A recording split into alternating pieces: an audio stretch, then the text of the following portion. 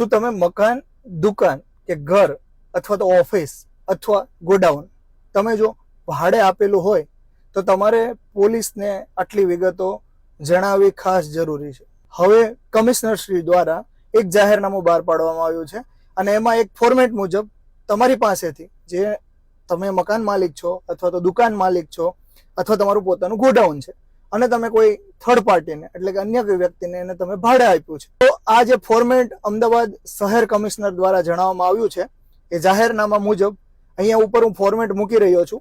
આ ફોર્મેટ મુજબ તમારે પોલીસને આટલા સવાલોના જવાબ લખીને તમારે આપવાના છે અને આ તમારે નજીકના પોલીસ સ્ટેશન વિસ્તારમાં આ ફોર્મને સબમિટ કરવાનું છે. જો તમે આ ફોર્મને સબમિટ નથી કરતા અથવા તો આ વિગતો તમે પોલીસને નથી જણાવતા તો કદાચ તમારા વિરુદ્ધ કાયદાકીય કાર્યવાહી પણ થઈ શકે છે. એટલે આપણા અમદાવાદ શહેરને સુરક્ષિત શહેર રાખવા માટે જે પોલીસ જે કાર્ય કરી રહી છે એમને મદદરૂપ બનવા માટે આપણે આ પ્રકારના જે પોલીસ દ્વારા મંગાવવામાં આવતા કાગળો કે એની જરૂરી વિગતો એ આપવી એ આપણી નાગરિક તરીકેની ફરજો છે. શહેર પોલીસ દ્વારા મંગાવવામાં આવેલું ફોર્મેટ અહીંયા ઉપર મૂકેલું છે.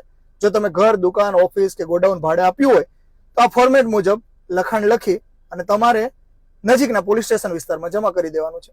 અથવા વધુ વિગતો માટે તમે ગુજરાત પોલીસની સિટીઝન ફર્સ્ટ એપનો પણ ઉપયોગ કરી શકો છો, જેનો સ્ક્રીનશોટ મેં એપનો અહીંયા ઉપર મૂકેલો છે. હા, હવે પોલીસે આ જે ફોર્મેટ એક નવું લોન્ચ કર્યું છે, આ ફોર્મેટમાં એક વધારાની વિગત માંગવામાં આવી છે અને એ વિગત પણ તમારે જણાવવાની રહેશે.